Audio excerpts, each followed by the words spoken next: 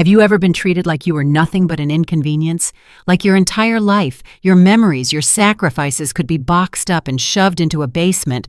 I was fed scraps in a foam container locked away beside the furnace and called a burden in my own son's house. But the day I decided to stand up and remember everything, that was the day everything changed.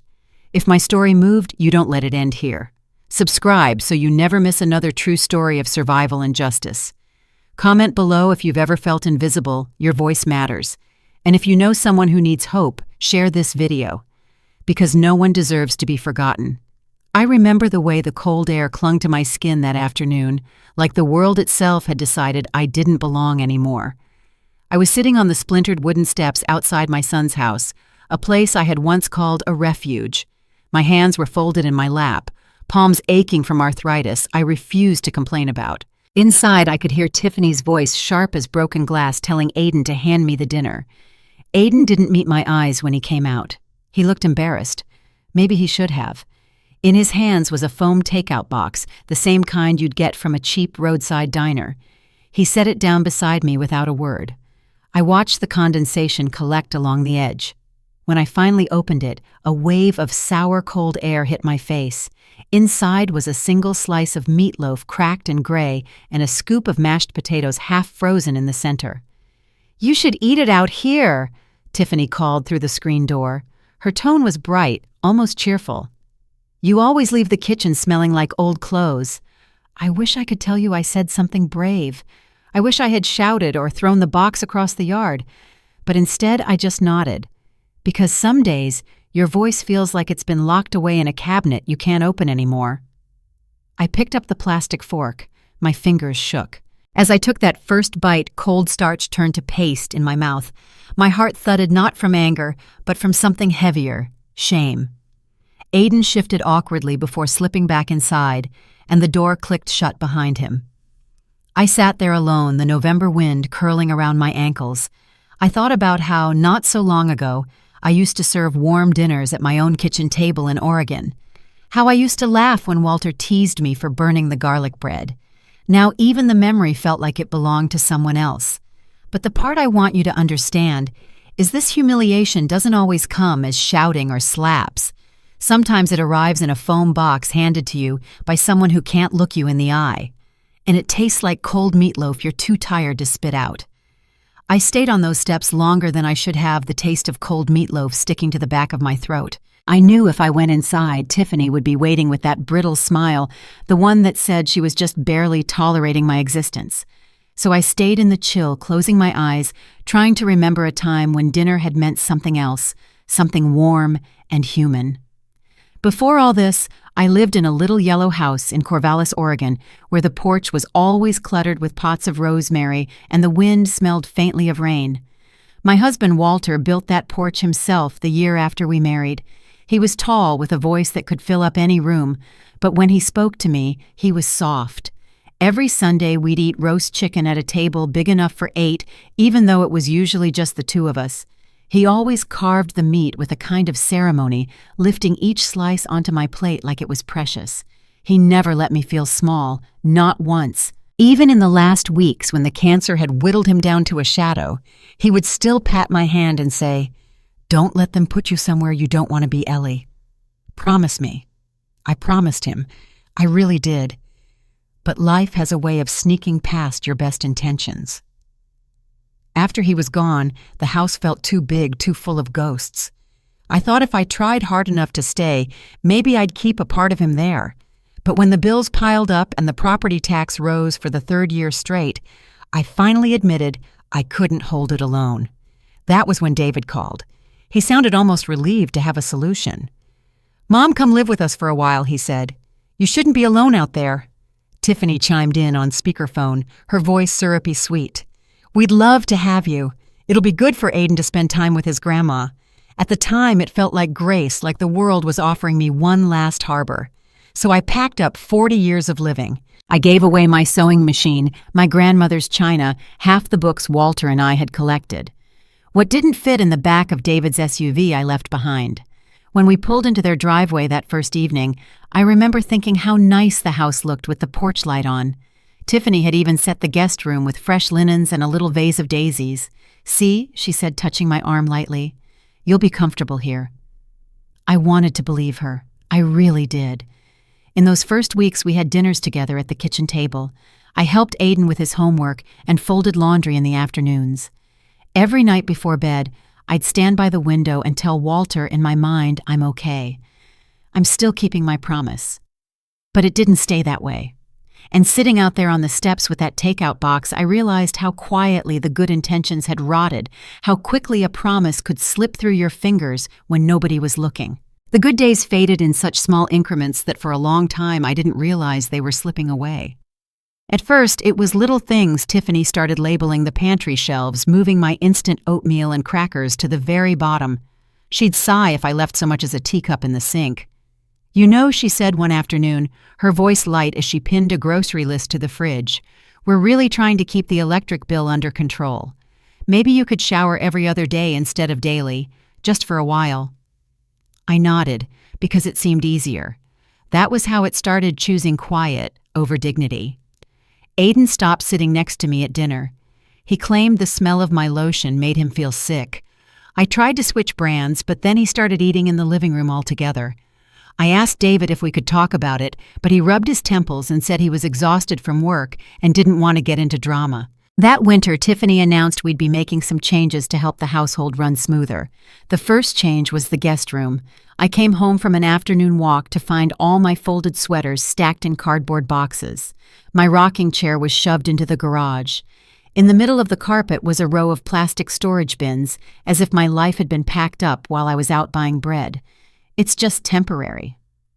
Tiffany assured me, smiling in that way she did when she wanted to look kind. "We need space for holiday decorations. You understand." I slept on the sofa that night. A week later, the basement was set up for me, a thin twin mattress pressed against the furnace, a metal shelf holding a plastic tub for my clothes, and a single lamp with a flickering bulb.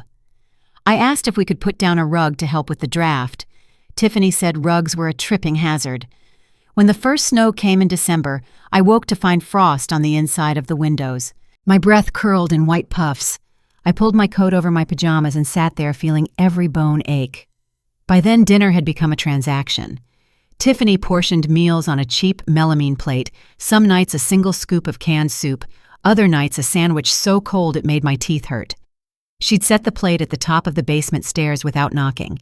If I didn't come fast enough, she'd call down, her voice echoing off the concrete. "You need to be more responsible, Eleanor. We're not running a restaurant." I never argued. But in my mind, I repeated Walter's words. "Don't let them put you somewhere you don't want to be." I tried to hold on to the memories of my old kitchen, the warmth of the oven, the radio humming, Patsy Cline, the smell of garlic bread burning, because we were too busy laughing. But here, there was only the metallic taste of fear. One evening in January, Aiden brought a friend over. I was sitting in the basement knitting by the little lamp when I heard them creaking down the stairs. I looked up startled. Aiden held his phone out, recording me without a word. "She just sits here all day," he told his friend, his voice dripping with bored disdain, like some kind of basement goblin. They laughed. My hands clenched around the yarn, but I didn't say anything. When they finally went upstairs, I felt something in my chest go quiet, like the last flicker of a pilot light snuffed out. It wasn't long after that Tiffany started locking the refrigerator. One morning I opened the door to make tea and found a brass padlock snapped through the handles. A note fluttered down. "Your snacking is out of control. 1 meal a day from now on." I picked up the note and read it twice, as if maybe I'd misunderstood. My vision blurred, and I realized I was crying, though I couldn't feel the tears. Later that day, Tiffany handed me a small red cooler. Inside was a bologna sandwich, a juice box, and a single apple bruised along the side. "This is your daily allotment," she said. "Please be grateful." I thanked her. I don't know why. Maybe because by then it felt like politeness was the only part of me I still owned. At night, I lay awake under the furnace pipes, listening to the thump of footsteps overhead. Sometimes I could hear Tiffany and David talking in low voices. Once she said, "She's just a burden, David. She's wasting space and money. You have to decide if this is worth it." And he didn't say anything at all. In those dark hours, I'd reach for the little notebook I kept hidden under my pillow. I wrote it all down, every insult, every rationed meal, every locked door.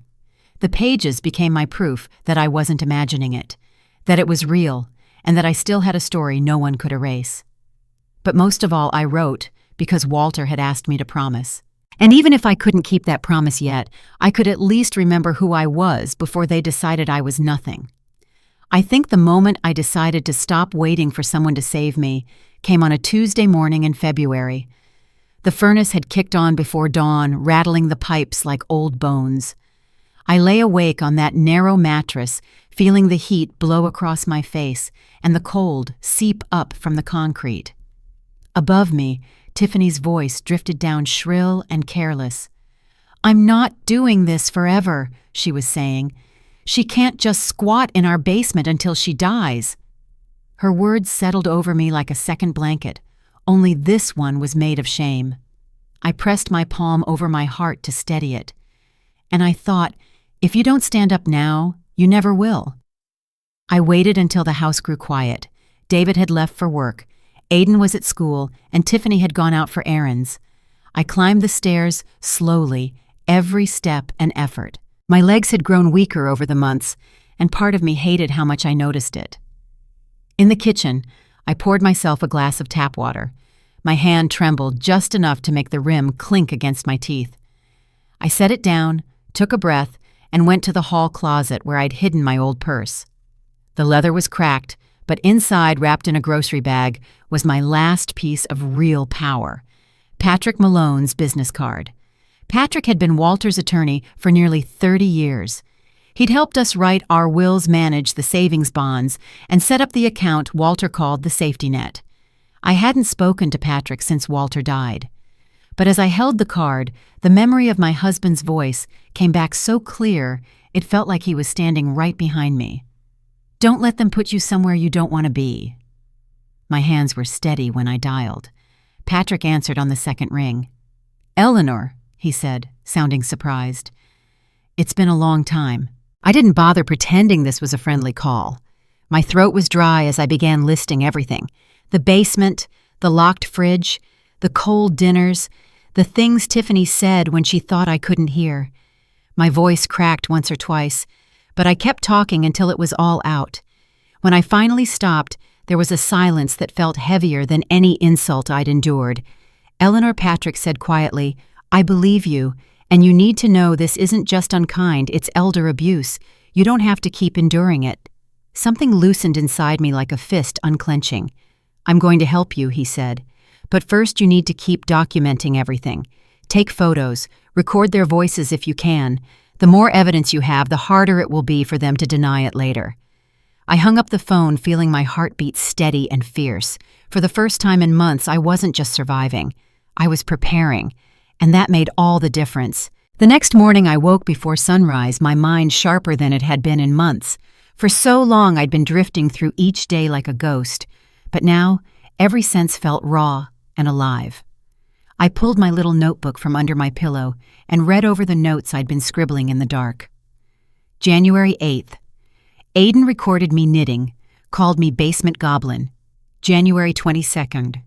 Refrigerator padlocked. Given cooler with single sandwich. February 3rd. Tiffany said I was squatting until I die.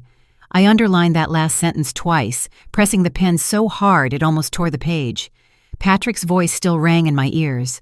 "The more evidence you have, the harder it will be for them to pretend none of this happened." That day, I made a list of everything I needed to gather. My hands trembled not from fear, but from something closer to purpose. If they were going to treat me like a burden, I would show them just how heavy my memory could be. I started small. When Tiffany left a plate at the top of the basement stairs, I set my phone to record before picking it up. Her voice carried clearly. "Eat fast. We have company coming over. I don't want your mess in the kitchen." I labeled the file February 5th, dinner instructions. Later that week, I crept upstairs while the house was empty and took photos of the padlocked refrigerator. I made sure to capture the note she'd taped beside it: "No unauthorized access. This is not your food." I felt my face burn with humiliation, but I held the camera steady. Proof mattered more than pride. One afternoon, I waited until Tiffany went out to her Pilates class and slipped into the guest room, now stacked floor to ceiling with boxes. I snapped pictures of my old blankets crammed into bins labeled seasonal decor. My name was nowhere. It was as if I had never been part of this house, just an intruder whose presence had to be hidden away. By the end of the month, I had filled almost an entire folder with evidence: audio files, photos, handwritten notes. Each piece was a brick in the wall of truth I was building. But it wasn't just the physical things I documented, it was their voices. One evening I was in the basement when I heard David come home. His voice was tired, frayed at the edges. "Did you give her dinner?" he asked. "She can feed herself," Tiffany snapped. "If she's hungry enough, she'll come get it. I'm done catering to that woman." "She's my mother," David said, but there was no conviction behind it, just resignation. I pressed the record button on the tiny device I'd hidden behind the old furnace. My heart pounded so hard I thought it might drown out their voices. "She's a drain," Tiffany continued. "Emotionally, financially. You know it. If you had any backbone, you'd tell her to go to a facility. But no, you'd rather let me be the villain." "Can we not do this tonight?" David mumbled. "You're useless," she hissed. When their footsteps retreated, I exhaled shakily. That recording would become one of the most damning pieces of evidence I had. A week later, Tiffany came downstairs with a stack of mail in her hand. She dropped it onto my little plastic table without looking at me. "You got something from Social Security," she said. I didn't open it. I knew better than to believe her. My hands felt icy as I sorted through the envelopes. One was slit open along the side. I pulled out the paper inside and read slowly, my stomach twisting. Notification of benefits change. Caregiver allowance adjustment. They had applied to have my payments sent to the household. Tiffany was listed as my primary caregiver. She had signed it claiming I was mentally impaired. I sat very still, the paper trembling between my fingers. This was more than cruelty. This was theft. When she'd gone, I took a picture of the letter and added it to my folder. Then, with hands that wouldn't stop shaking, I called Patrick. "They're taking my money," I whispered, my throat raw. "They're saying I can't manage my own affairs." His voice was calm, but I could hear the steel in it. "Eleanor, you need to understand this is fraud. I'll start collecting the financial records. Keep gathering everything you can. Do not confront them yet." I promised I wouldn't. But that night, as I lay on my cot, I stared at the ceiling for hours, my heart galloping. It was one thing to be humiliated. It was another to be erased. The next morning, when Tiffany set another foam container on the top stair, I didn't look up. I just picked up my phone, hit record, and asked in the most even voice I could manage, "Why can't I eat at the table with you?" She laughed, a short, ugly sound that filled the stairwell. "Because it's disgusting," she said. "Nobody wants to watch you chew." I swallowed hard, pressing the stop button. That was the moment I knew there would be no forgiveness between us. But there would be consequences. And this time, I wouldn't be the one left silent. I don't think Tiffany or David ever imagined I would do anything but sit there compliant and invisible until they decided I wasn't their problem anymore. That was their mistake. They confused silence with surrender. But I was never surrendered. I was waiting. By the first week of March, my folder was full, dozens of photos, recordings, copies of the forged paperwork, all tucked into a plain manila envelope. Each piece was like a spark waiting for a match. Patrick had called the day before to tell me he'd finished drafting the first set of legal notices. His voice was steady when he said, "It's time, Eleanor." The morning I decided to start the air in the basement was bitterly cold. I sat on the edge of the cot, staring at the bruise on the apple Tiffany had left me the night before. For some reason, that bruise was what finally broke the last thread of hesitation. It was proof of how little they thought I deserved even a piece of fruit that wasn't spoiled. I dressed in layers, sweater, cardigan, then my coat. My hands were so steady they almost surprised me. I climbed the basement stairs and stepped into the kitchen. Sunlight slanted across the tile in wide golden strips, making the room look almost gentle. But I knew better. This was the stage where they'd perform their small cruelties day after day. I took the landline from its cradle by the pantry. My cell phone was unreliable, and besides, Tiffany liked to look through my call history to be sure I wasn't confused. But the old landline still worked. I dialed Cheryl Caldwell's number from memory. Cheryl was the property owner, the woman who had leased the house to David and Tiffany 5 years ago. She answered on the third ring, her voice brisk. "This is Cheryl." "Hello," I said, my throat dry. "This is Eleanor Reed. I'm calling about the house on Willow Avenue." There was a pause. "Oh, Mrs. Reed. Is everything all right?" "No," I said simply. "I don't believe you know what's happening here." I explained slowly and precisely how Tiffany had rented the basement to a young student named Rosa, taking cash every month, never reporting it. How I had been forced to live in a storage area beside the furnace while Rosa paid Tiffany under the table. Cheryl's silence turned colder by the second. When I finished, she exhaled sharply. "That is a gross violation of the lease. I never authorized any subletting." "I thought you should know," I said. "You did the right thing," Cheryl said, her voice tight with restrained fury. "I'll be contacting my attorney today. They will be served." I thanked her and hung up. My heart was racing, but beneath the fear was something I hadn't felt in months: control. Next, I called Patrick's office. His assistant answered and patched me through. "It's done," I told him. "I've spoken to the property owner. She's preparing eviction proceedings." "Good," Patrick said. "I've already submitted your evidence to Adult Protective Services and the State Elder Abuse Ombudsman. They'll start their own investigation." "Will they come here?" I asked, my voice dropping to a whisper. "Yes," he said gently, "they will. And you won't be alone when they do." When I hung up, I realized my palms were damp. I gripped the edge of the counter until the shaking stopped. That afternoon when Tiffany came home, she was in a bright mood, humming as she set her shopping bags on the kitchen island. I watched her from the hallway unseen. She had no idea that the life she'd built on my silence was about to come apart. I went back downstairs and sat on my cot, breathing slowly. Above me, footsteps moved from room to room. Tiffany was probably sorting groceries, texting her friends, feeling safe in the illusion that she controlled everything. I waited, counting the hours. I didn't feel guilt. I didn't feel regret. What I felt was something closer to vindication, because for all the months she'd called me worthless, she'd never understood the simplest truth: you don't get to erase a person just because it's convenient. When the sun finally sank below the rim of the window, I pulled my thin blanket around my shoulders.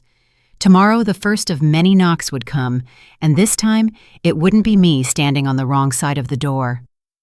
The next morning dawned pale and cold, a March wind rattling the basement windows like some warning. I dressed slowly, layer by layer, as though preparing for a battle. My hands were steady, but my heart thrummed in my chest, a deep, measured drumbeat that reminded me I was still here, still fighting. I sat in the chair by the furnace, my coat buttoned up to my throat. For hours I waited, listening to the creaks and sighs of the house. Tiffany and David moved around upstairs in their usual rhythm, Tiffany running the dishwasher, David clacking away at his laptop. They had no idea that today would be the day everything changed. It was just past noon when I heard the first knock. Not the polite tapping of a delivery man or a neighbor, but a firm, deliberate pounding that carried down the stairs like a verdict. Tiffany's voice floated through the vents, a high, brittle note. "Who is it?" Mrs. Caldwell, came the reply. "And the sheriff's department. I'm here about the property." A silence stretched so long I wondered if Tiffany would even open the door. But she did. I heard it swing wide, then the hollow echo of Cheryl Caldwell's voice, low and controlled the way a woman sounds when she has every right to be furious. "You were explicitly forbidden from subletting this property," Cheryl said. "And yet you've been collecting rent in cash from an unregistered tenant for months." Tiffany sputtered something, her voice cracking. I don't know what you're talking about." The sheriff spoke then, calm but immovable. "We're here to serve notice of lease termination and to confirm the welfare of the resident downstairs." I heard the floorboards groan overhead as they stepped inside. For a moment I closed my eyes. My heart was galloping so hard it felt like it might shake me apart, but I kept my breathing steady. The footsteps approached the basement door. Someone knocked gently this time. "Mrs. Reed," the sheriff called. "May we come down?" I rose carefully, smoothing my cardigan. My knees were stiff, but I stood tall. "Yes," I called back. "Please." The door opened, spilling daylight down the narrow staircase.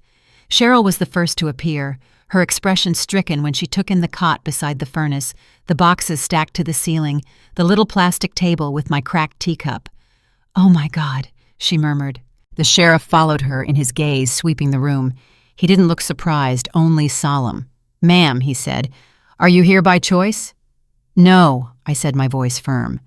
"I was told this was the only place for me." He nodded gravely. "We'll be documenting everything. You don't need to be afraid."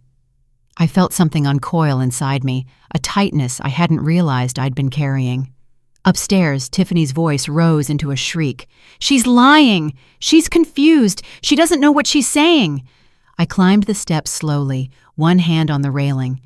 When I reached the top, Tiffany was standing in the middle of the kitchen, her face blotchy with panic. David hovered near the sink, pale and silent. Cheryl turned to me, her mouth a thin, angry line. "I'm so sorry, Eleanor. I never should have trusted them." I only nodded. I was too tired to waste any more words on apologies I hadn't asked for. The sheriff handed Tiffany a packet of papers. "You have 30 days to vacate the premises," he said. "Any attempt to retaliate against Mrs. Reed will be reported as harassment." Tiffany let out a strangled sound, part sob, part rage. "You can't do this. This is our home." Cheryl didn't flinch. "Not anymore," she said evenly. I stepped past them into the living room where the afternoon sun streamed through the blinds. For the first time I noticed how hollow the house sounded, like a shell already emptied of meaning. David finally spoke, his voice ragged. "Mom, what did you do?" I turned to face him. My heart was steady, my voice was quiet. I remembered everything I said. That's all. Outside, a breeze stirred the trees along the street, their bare branches clattering together like a round of applause no one else could hear. And for the first time in a long time, I felt no shame. Because the truth had finally come into the light, and I was done living in the dark. The days after the sheriff came were strangely quiet, as if the house itself had lost the strength to keep pretending. Tiffany no longer spoke to me. If we passed in the hallway, she would turn her face away, her jaw clenched tight enough to crack a tooth. David spent most of his time in the garage, sitting behind the steering wheel of his car with the engine off, as though he were hoping it could carry him somewhere else. I didn't gloat. I didn't argue. I moved through those final weeks like someone already halfway gone. Each morning I packed another small box, with the few things I still owned, my knitting needles, the faded photograph of Walter on our wedding day, the notebook that had saved my sanity. One afternoon, Cheryl came by to check on me. She stepped carefully over the clutter in the living room and pressed a warm hand over mine. "I'm working with the county," she said. "We'll get you somewhere safe. You deserve better than this." I thanked her, and I meant it. In all that time, she was one of the only people who looked me in the eye without pity or contempt. On my last morning in that house, the sky was the soft gray of a clean slate. A moving truck idled by the curb, while a volunteer from the Senior Services office helped me carry out my boxes. Tiffany watched from the porch, her arms folded tight across her chest. She didn't say goodbye. I didn't expect her to. David came out just as I was climbing into the van. He looked older than I remembered, shoulders slumped, his face pale. For a moment he opened his mouth like he wanted to speak, but in the end he just lowered his gaze and turned away. That was how I left them standing in the wreckage of their own choices. The apartment they found for me was small but clean and bright, with windows that faced a city park where the trees were just beginning to bud. When I stepped inside for the first time, I set my last box on the kitchen counter and stood in the doorway, breathing in the quiet. No one here would lock a fridge to punish me. No one would shove me into a furnace closet or feed me scraps in a foam box. I walked from room to room, 2 bedrooms, a little balcony, a real bathroom with a tub. It felt like a palace. In the kitchen, I unpacked my tea kettle and filled it with fresh water. As it heated, I rested my hand on the counter, steadying myself. My heart was beating in a rhythm I hadn't felt in years, calm, strong, unafraid. When the kettle whistled, I poured a cup of tea and carried it to the balcony. Outside, the wind moved gently through the budding trees. I thought about Walter then, how he'd told me never to let them decide where I belonged. I closed my eyes and whispered to him. I kept my promise. And for the first time since he was gone, I felt like he might have heard me. After I settled into my new apartment, the days unfolded like clean pages in a book I hadn't dared to believe I'd ever write. There was no clatter of locked doors overhead, no footsteps stopping outside my room to hiss another insult through the crack. For weeks, I simply let myself be still. I learned the rhythms of my new place, the way the sun poured across the kitchen floor at 9 every morning, the quiet of the park after dusk, the soft hush of my own breathing when I finally slept without fear. But freedom, I learned, isn't just about escaping.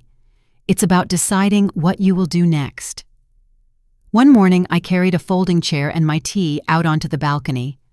I watched a young woman in the park pushing her mother in a wheelchair, pausing every few steps to tuck a blanket more snugly around her shoulders. My throat tightened, not because I envied them, but because I realized how many of us were out there, people quietly caring more than anyone knew. I thought about all the other older women I'd met in passing over the years.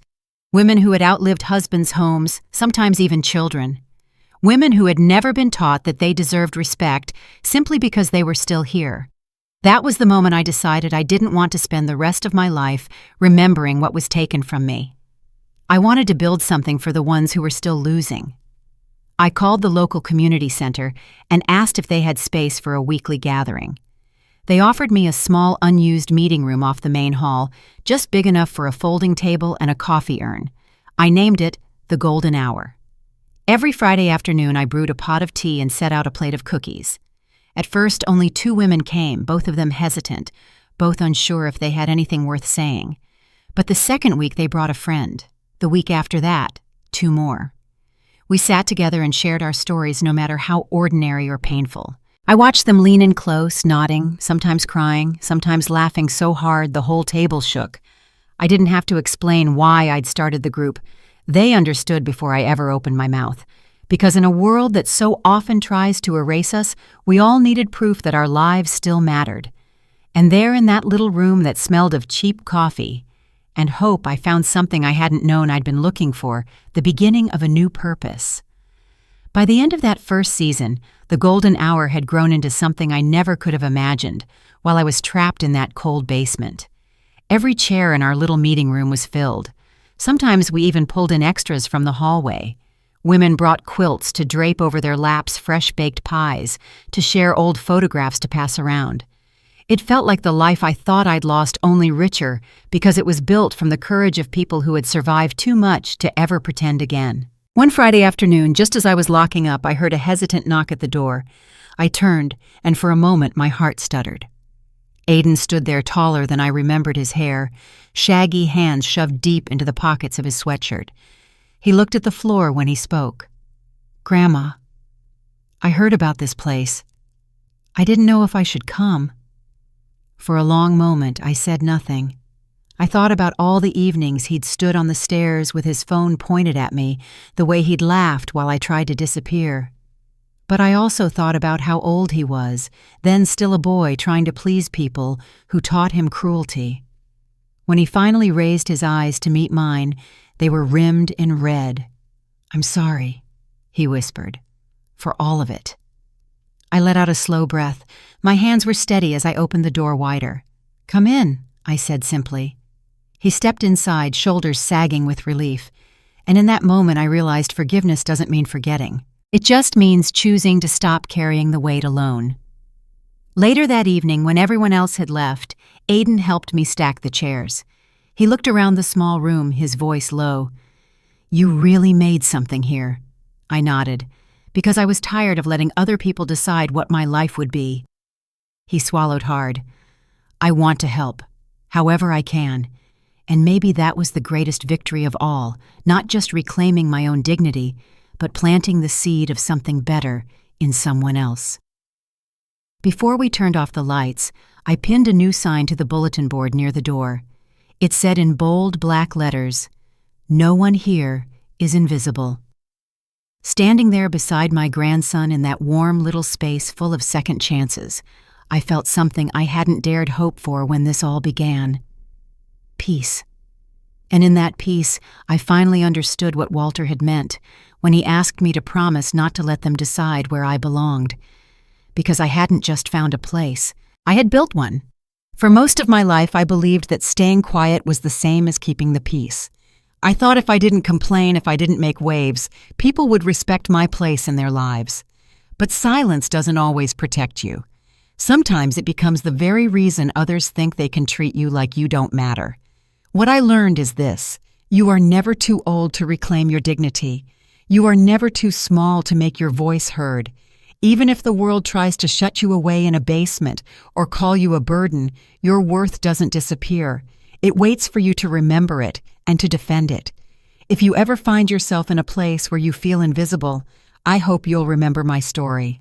Gather your courage, speak the truth, and don't be ashamed to ask for help. Your story deserves to be told. Your life deserves respect. If this message resonated with you, please leave a comment below sharing your own experience or thoughts. And subscribe to this channel so you never miss another story that proves it's never too late to stand up for yourself.